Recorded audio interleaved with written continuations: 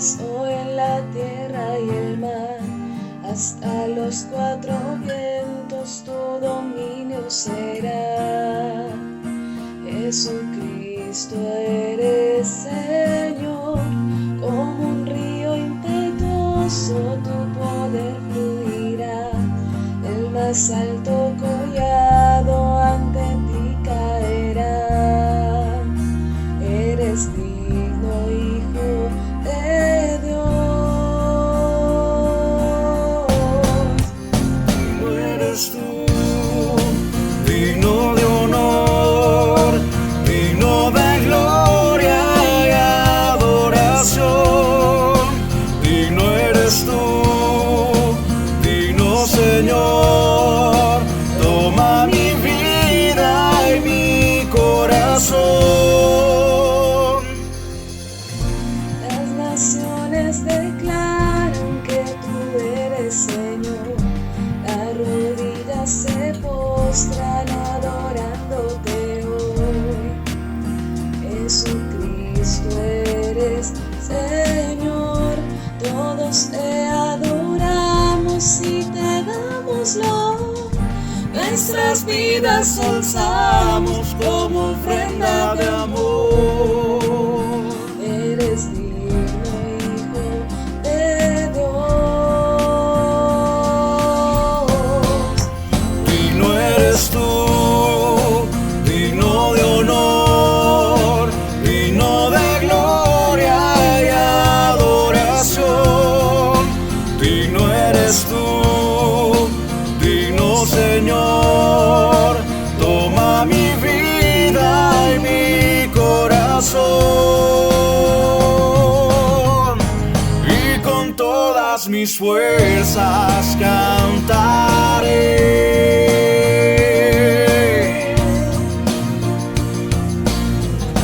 de tu misericordia y tu poder. Digno eres tú, digno de honor, digno de gloria y adoración. Digno eres tú, digno Señor, toma mi vida y mi corazón. Digno eres tú.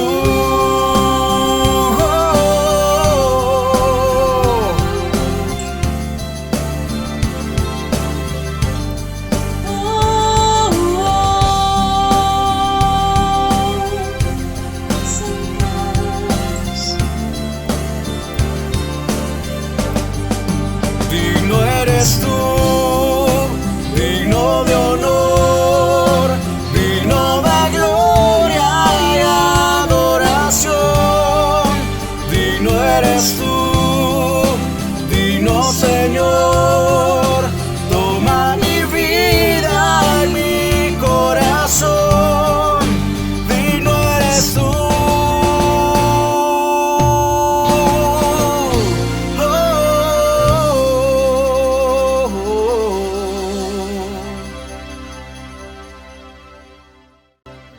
Iglesia, muy buenas noches. Es un placer poder saludarlos en esta noche de Semana Santa, ¿no? Martes de Semana Santa, donde también nos podemos reunir unos momentos a compartir la palabra del Señor. Y yo sé que donde quiera que usted esté, en cualquier lugar donde usted pueda ver esta prédica, ya sea a las 7 en punto, que siempre la vemos en nuestra iglesia, o sea la repetición a través de YouTube o de pronto en otro espacio, cuando pueda ver esta predicación, pues un saludo muy especial para usted. Y quisiera que me acompañaran en esta noche a Filipenses capítulo 2. Filipenses capítulo 2. Y vamos a aprovechar este martes de Semana Santa, donde de pronto estamos un poco más sensibles a lo que hizo el Señor Jesús en la cruz del Calvario, ¿verdad? Todo el proceso de sufrimiento, de pasión que llamamos también, ¿no? Pues vamos a aprovechar eso para aprender algo del Señor Jesucristo en esta noche. Entonces, Filipenses capítulo 2, y vamos a leer desde el versículo 5. Y dice así la palabra del Señor: haya pues en vosotros este sentir que hubo también en Cristo Jesús, el cual siendo en forma de Dios no estimó el ser igual a Dios como cosa a que aferrarse, sino que se despojó a sí mismo, tomando forma de siervo, hecho semejante a los hombres y estando en la condición de hombre. Se humilló a sí mismo, haciéndose obediente hasta la muerte y muerte de cruz, por lo cual Dios también lo exaltó hasta lo sumo y le dio un nombre que es sobre todo nombre, para que en el nombre de Jesús se doble toda rodilla de los que están en los cielos y en la tierra y debajo de la tierra, y toda lengua confiese que Jesucristo es el Señor, para gloria de Dios Padre. Qué bonitos versículos de lo que el Señor Jesús, que nos hablan de lo que el Señor Jesús ha hecho desde mucho tiempo, ¿no? Aún nos habla la palabra que desde el principio de la creación ya nuestro Dios tenía un plan para salvarnos, ¿no? Entonces aquí Pablo, a través de esta carta a los Filipenses, nos muestra todo ese proceso que ha hecho el Señor Jesús para llegar a salvarnos, ¿no? Y nosotros nos sentimos cobijados por ese sacrificio que ha hecho el Señor Jesús, pero al final en los versículos 10 y 11 nos muestra que no solamente el Señor sufrió y se humilló y fue crucificado y murió, sino que también resucitó, y dice que Dios lo ha puesto en un lugar de privilegio en las regiones celestes, ¿verdad? Lo ha exaltado hasta lo sumo, lo más que ha sido podido ser exaltado nuestro Señor Jesús, lo ha hecho Dios porque fue obediente y porque cumplió algo que vamos a ver en esta noche, que es el propósito. Entonces el título para esta predicación es Legado de Gracia. Legado de Gracia. Y quisiera empezar con dos preguntas que nos van a ayudar de pronto a ponernos en situación, ¿no? Para poder entender lo que el Señor Jesús hizo y lo que el Señor quiere de nosotros a través de lo que Él hizo. Entonces la primera pregunta que quisiera plantear es: ¿cuál es el legado que quieres dejar en la tierra? Cuando pensamos en lo que de pronto van a decir de nosotros cuando ya no estemos, cuando pensamos en lo que estamos haciendo, cuando pensamos lo que la gente piensa de nosotros, valga la redundancia, yo creo que de pronto cambia un poco nuestra mente, ¿no? Y a veces nos frustramos un poco porque de pronto no hemos hecho lo que queríamos hacer, no hemos logrado lo que queríamos hacer, o de pronto hemos molestado a la gente o los hemos ofendido también, ¿no? A las personas. Y de pronto no fue nuestra intención, pero así sucedió, ¿verdad? Pero pensemos cuál es el legado que queremos dejar en la tierra, ¿no? ¿Qué es eso que queremos que nuestra vida proyecte a futuro, ¿no? ¿Qué queremos que la gente diga de nosotros? Tal vez no solamente cuando muramos y ya no estemos aquí en la tierra, sino ahora, ¿no? ¿Qué es lo que queremos dejar en la mente de las personas, ¿no? ¿Qué actos queremos dejar en la mente de las personas? Con nuestros familiares, qué legado queremos dejar en las personas, ¿verdad? ¿Qué palabras queremos que ellos recuerden de nosotros? ¿Qué actos queremos que ellos recuerden de nosotros? Tal vez que cuando necesitaban ayuda nosotros pudimos ayudarles, que tal vez cuando nadie quería acercarse a esas personas, a nuestros familiares, hablando específicamente, pues nosotros pudimos ir y estar ahí con ellos, ¿no? Cuando estuvieron enfermos, cuando estuvieron en una situación difícil, pero también cuando estuvieron en una situación de alegría, de pronto una celebración, recordamos, ¿no?, las personas que han estado ahí con nosotros, con nuestros familiares, ¿no?, con nuestros hijos, con nuestros hermanos, ¿verdad? ¿Qué legado queremos dejarle a nuestros hijos? ¿Cómo queremos que ellos nos recuerden? Pero qué cosas, qué principios queremos inyectarles a ellos, ¿no? Para que ellos puedan vivir su vida. Y nosotros de pronto ya con más experiencia, ¿qué cosas queremos que ellos recuerden? ¿Qué sabiduría queremos que ellos tengan en su mente por parte de nosotros, ¿no? Hace parte del legado que queremos dejar. Decimos con nuestros hermanos, con nuestra pareja, ¿no? ¿Qué cosas queremos dejar a nuestra pareja, a nuestros amigos también, ¿verdad? ¿Qué cosas queremos que nos recuerden? Cuando hablamos de pronto ya en el aspecto más dramático, que es el de la muerte, recordamos también las lápidas, ¿no? Por lo general en las lápidas se escribe algo que es muy relevante de la persona, o una frase célebre de la persona, o algún acto, o algo que la persona quería dejar como un legado a través de esa lápida, ¿no? Entonces, de pronto con nuestros amigos, ¿qué queremos que ellos recuerden, ¿no? Y pensando un poco en el legado, pues muchas veces lo miramos desde la parte egoísta, ¿no? Porque muchas veces pensamos en que nuestro legado es que piensen de nosotros que viajamos mucho, que estudiamos mucho, que nos graduamos de muchas cosas, que hicimos mucho dinero o que éramos muy famosos, ¿verdad? Y eso hace parte también del legado, pero ¿es eso lo que queremos dejar como un legado? Y la segunda pregunta en esta introducción es, ¿cómo te recordarían si ya no estuvieras más en esta tierra? Entonces la primera pregunta es, ¿qué nos gustaría? ¿Qué nos gustaría? Pero esta es, ¿qué pasaría si nos muriéramos hoy y ya no estuviéramos más en esta tierra? ¿Cómo nos recordarían? ¿Verdad? ¿Cómo diría la gente que éramos, que teníamos un carácter chévere, que teníamos una personalidad bastante chévere, que ayudábamos a la gente, que, no sé, que éramos muy sabios al hablar, que siempre teníamos un buen consejo para decir, o todo lo contrario, ¿no? Que éramos mala gente, que éramos envidiosos, que no ayudábamos a nadie? ¿Cómo nos recordarían si muriéramos en este momento? ¿Cuál sería ese legado que dejaríamos en esta tierra? ¿Quién iría a tu sepelio? Muchas veces o muchas personas fantasean de pronto con ese momento que es como tan controversial, ¿verdad? Y la gente fantasea, bueno, y si yo pudiera, ojalá yo pudiera estar en el momento de mi sepelio para ver quién fue a mi sepelio, ¿no? ¿Qué palabras dijeron? ¿Qué palabras dijeron, perdón? ¿Quién lloraría, por ejemplo? ¿Qué discursos dirían? ¿Cómo nos recordarían, verdad? Muchas veces fantaseamos con eso. Y ya con esas dos preguntas y ya poniéndonos en situación, pues entremos ya a lo profundo de lo que nos enseñan o lo que nos enseña estos versículos. Entonces el primer punto es propósito. El Señor Jesús nos muestra que hubo un propósito en su vida, que todo lo que Él hizo no fue en vano, que no sufrió por sufrir, sino que Él sufrió porque tenía un propósito, tenía una misión que hacer, ¿no? Y era salvarnos. Su misión era salvarnos y salvar a toda la humanidad y aún el mundo entero, ¿no?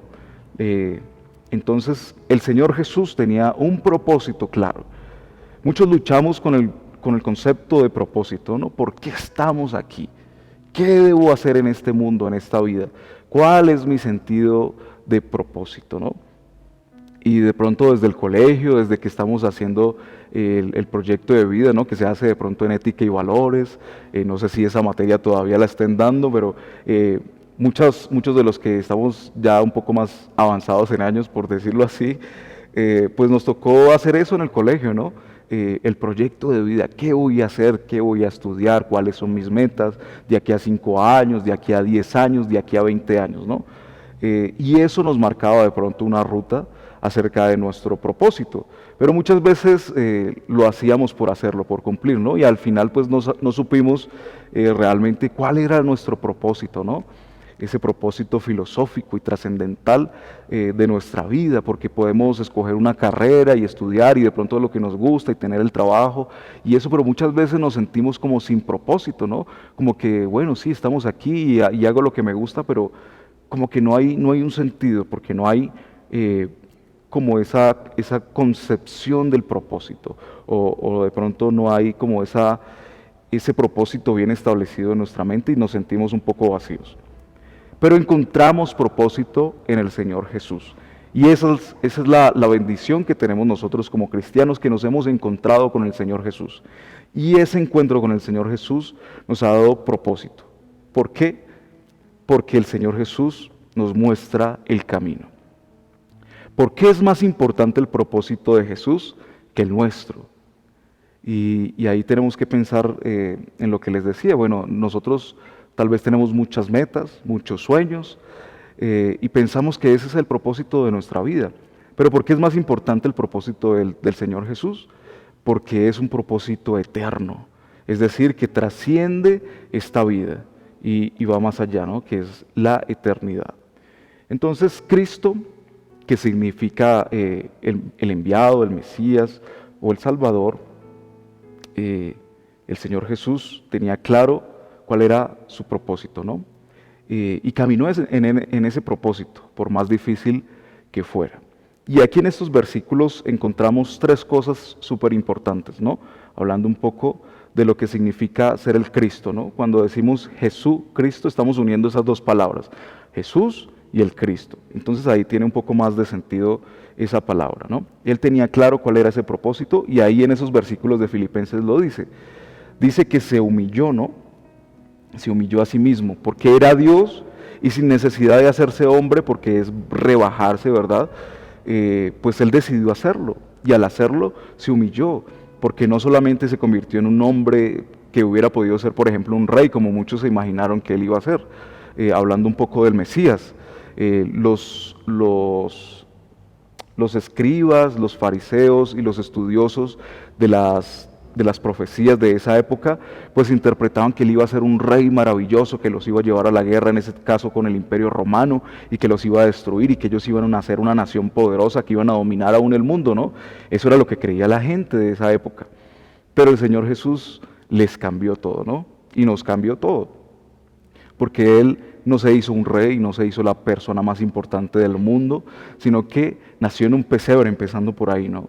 En el lugar de pronto menos indicado para uno nacer, ahí nació el Señor Jesús y así vivió el resto de su vida, ¿no? En ese aspecto de la humillación. Y eso nos habla de que cumplir el propósito de Cristo en mí implica que debo despojarme de muchas cosas que me impiden seguir al Señor Jesús y alcanzar ese propósito eterno. Para yo poder cumplir el propósito de Cristo en mí, necesito ser obediente a lo que Él me ha dicho, ¿no? Y para eso necesito despojarme de muchas cosas en mi interior, ¿no? También, de mi orgullo, de mis deseos, muchas veces aún de sueños que yo quiero lograr o metas que yo quiero lograr para alcanzar el propósito de Dios. Y eso es humillación. La segunda palabra que podemos encontrar ahí es obediencia. Dice que el Señor Jesús se hizo obediente hasta la muerte y muerte de cruz, ¿no? Entonces el Señor Jesús obedeció a todo lo que le dijo el Padre, ¿no? Una y otra vez el Señor Jesús lo recuerda, ¿no? En los evangelios, que Él no hacía nada, dice Juan, que el Padre no le hubiera dicho o que Él no hubiera visto del Padre. Entonces el Señor Jesús fue obediente, primeramente haciéndose como uno de nosotros, para conocernos, pero también para ser ese ente perfecto, ¿no? Dice la palabra que Él es el Cordero perfecto, y era necesario que Él se hiciera perfecto. ¿Cómo se hizo perfecto? A través de la obediencia del Padre, lo que le dijo el Padre, a través de la obediencia de las leyes que el pueblo judío tenía en esa época, y la obediencia a ese llamado que Él tuvo para salvarnos, ¿no? Y no fue fácil, no fue fácil. Ir en contracultura con este mundo significa la obediencia muchas veces, ¿no? El mundo nos pide una cosa, el mundo nos presiona con muchas cosas, ¿no?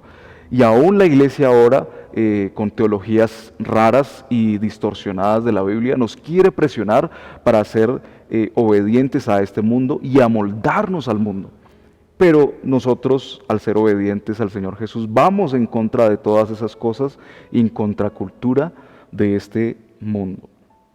Y dice el Señor Jesús que por eso el mundo nos aborrece, porque primeramente no le conoce, y segundo porque nosotros obedecemos al Señor en cosas que para el mundo no tienen sentido y que van en contra de lo que el mundo nos dice. Entonces hay ejemplos que el Señor Jesús utiliza, como por ejemplo la ley del talión, ahí en el Sermón del Monte, ¿no? Nos habla de varias cosas, pero una de ellas es la ley del talión, ¿no? Que era darle a la otra persona según lo que hiciera. Es decir, si él me pegaba, pues yo le pagaba pegándole, ¿no? Si me robaba, pues esa persona tenía que restituirme, ¿no? Y así sucesivamente. Esa era la ley.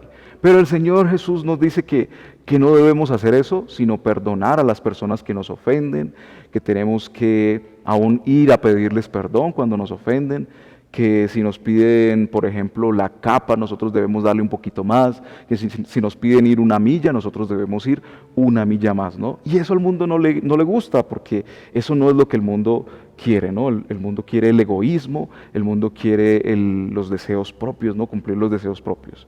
Y por eso es que el mundo no nos quiere, porque el Señor Jesús nos enseña todo lo contrario. Y la tercera palabra que podemos encontrar ahí es la muerte. Dice que fue obediente, ¿no? Que es la palabra anterior, pero esa obediencia fue hasta la muerte, y muerte de cruz, una de las peores muertes que pudieran haber tenido ellos, o que pudo haber tenido el Señor Jesús en el contexto. Cuando tenemos nuestro propósito claro, es fácil morir por convicción. Y lo vemos a través de la historia, ¿no? La gente que tiene una convicción con un ideal o con una ideología, es capaz de morir por esa ideología, ¿no? Y lo podemos ver, un ejemplo más cercano a nosotros son los discípulos. Cuando el Señor Jesús muere, resucita, se les aparece, sube al cielo, ¿verdad? Y los discípulos reciben el Espíritu Santo y empiezan a esparcirse y a predicar el Evangelio, pues ellos estaban convencidos primero, de que habían estado con el Señor Jesús, segundo, de que Él había resucitado entre los muertos, como les había dicho.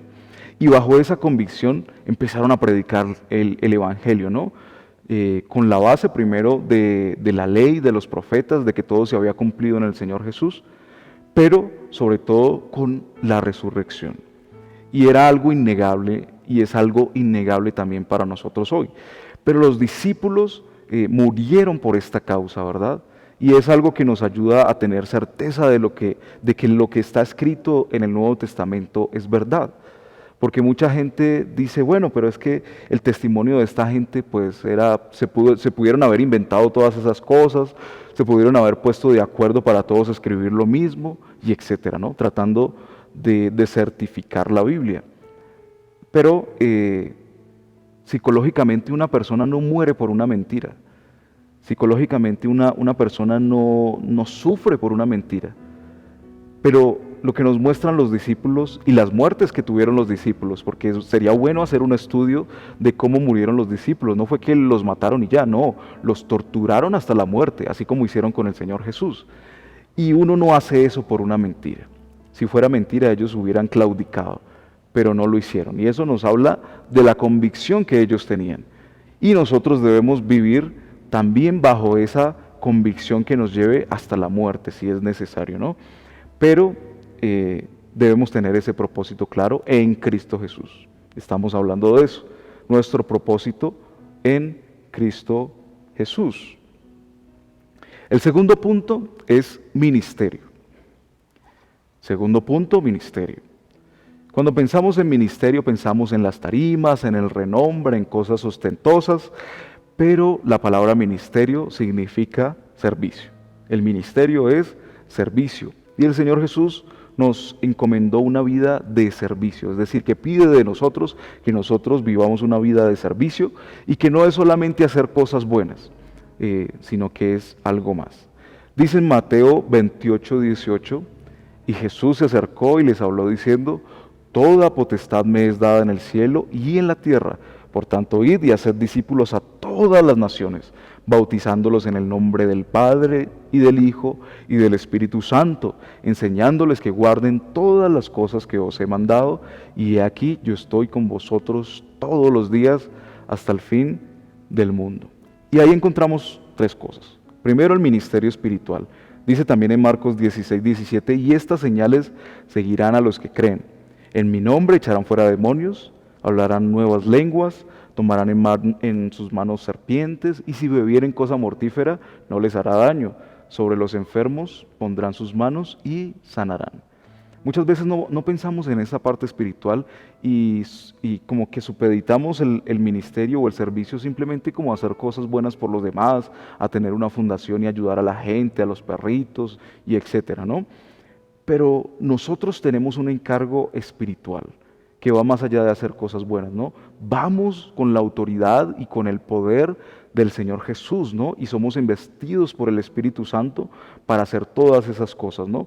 Entonces, cuando leemos pasajes como el de Marcos capítulo 16, versículo 17, pues como que nos parece irreal, ¿no? Como que parece un cuento de hadas, pero el Señor nos ha llamado y nos ha investido con esa autoridad para hacer ese tipo de cosas, ¿no?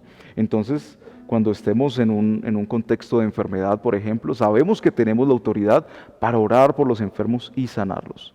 Pero ¿cuál es la condición? Que creamos. La segunda que encontramos ahí en Mateo 28:18 es el ministerio testimonial. Y eso quiere decir que debemos predicar la palabra, que debemos obedecer y que necesitamos enseñar. ¿Qué vamos a predicar? Pues vamos a predicar el Evangelio, eso que encontramos ahí en Filipenses capítulo 2, ¿no? Todo lo que nos dice Pablo que el Señor Jesús hizo, ¿no? Que siendo Dios se hizo hombre y que sufrió y que murió en obediencia y no por cualquier muerte, sino muerte de cruz, ¿no? Ese es el Evangelio. Y damos las buenas noticias también en la predicación. Eso quiere decir que el Señor Jesús no hizo eso solamente para glorificarse, sino que lo hizo para salvarnos y que ahora a través del Señor Jesús nosotros podemos ser salvos. Entonces, eso es lo que predicamos. Obedecemos la palabra, lo que el Señor Jesús nos ha pedido, las enseñanzas que hemos recibido de los apóstoles a través de las cartas, ¿no? Y sobre todo, obedecemos la voz de Dios. Y por último, ahí en el testimonial encontramos la palabra enseñar. Necesitamos enseñar a otros. Para enseñar necesitamos primero estudiar y aplicarlo a nuestra vida. Por eso obedecer está antes de enseñar, porque necesitamos ser coherentes. Entonces necesitamos enseñar a otros. Y eso nos lleva a la palabra discipulado, ¿no? El discipulado no es simplemente dar una cartilla aquí en la iglesia, ¿no? El discipulado es la vida misma. Es compartir e invertir tiempo con las personas, así como de pronto lo hicieron con nosotros. Entonces, eso hace parte del ministerio testimonial. Y la tercera que aparece es ministerio comunitario. El Señor dice que va a estar con nosotros hasta el fin del mundo. Y ahí es donde nosotros nos convertimos en el cuerpo de Cristo. Ahí en la palabra en Romanos y en Corintios nos habla del cuerpo de Cristo, ¿no? Que debemos hacer parte de esa comunidad que el Señor ha ensamblado, ¿no? Y es sumamente necesario que hagamos parte de esa iglesia, ¿no? Que Él ha levantado, porque eso va a generar en nosotros una edificación y un fortalecimiento, ¿no? Y también un servicio que de pronto no es como el que hacemos en nuestra vida diaria, que es un poco distinto y de pronto más específico hacia Dios. Y eso nos lleva al tercer punto. Y aquí es donde encontramos el significado del título, ¿no? Legado de gracia es el título. Y este tercer punto es legado. El legado del Señor Jesús es un legado de gracia. Ser Dios y morir por nosotros por amor para salvarnos de la condenación. ¿Y por qué de gracia? El Señor nos ha dejado un legado de gracia porque realmente no lo merecíamos. Ni siquiera el pueblo judío, que eran los realmente implicados en el hecho de la salvación, lo merecieron, porque pues obviamente crucificaron al Señor Jesús y lo despreciaron. Pero nosotros ni siquiera teníamos parte ahí, ¿no? Nosotros éramos otra cosa. Pero el Señor Jesús, a través de su gracia, ha dejado un legado donde nosotros podemos ser salvos y recibir esa salvación también, ¿no? Y ese es el mejor regalo, ¿no? Una de las definiciones de gracia es un regalo inmerecido. Y nosotros recibimos ese regalo de parte del Señor, esa gracia, esa misericordia. Entonces, primero el Señor Jesús nos ha delegado a ser como Él, ¿no? Entonces dice ahí el versículo 5 del capítulo 2 de Filipenses: haya pues en vosotros este sentir que hubo también en Cristo Jesús. Eso quiere decir que debemos ser y hacer lo mismo que hizo el Señor Jesús, es decir, que necesitamos seguir su legado. En Romanos capítulo 13, versículo 14 dice: sino vestíos del Señor Jesucristo y no proveáis para satisfacer los malos deseos de la carne. Pero aquí la palabra clave es vestíos, o en otras versiones dice revestíos. Es decir, que nosotros tenemos una naturaleza, ¿no? Que sería el vestido que tenemos normalmente. Pero necesitamos revestirnos, es decir, ponernos a Cristo encima y hacer lo que Él mismo hizo, ¿no? Eso significa el vestirnos o el revestirnos. Lo segundo es que el Señor Jesús nos ha delegado predicar y discipular a otros. Y como lo decíamos ahorita, esto requiere un esfuerzo, requiere tiempo y requiere disciplina, que es una palabra que antecede a discipular, ¿no? Se requiere una disciplina para poder discipular a otros.